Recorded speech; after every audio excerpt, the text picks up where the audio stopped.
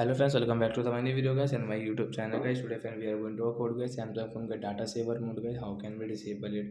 Friends, you want to disable guys Samsung phone का phone data saver mode guys. You don't want to use. Well, how can you disable today friends? I will show you. I will tell you guys.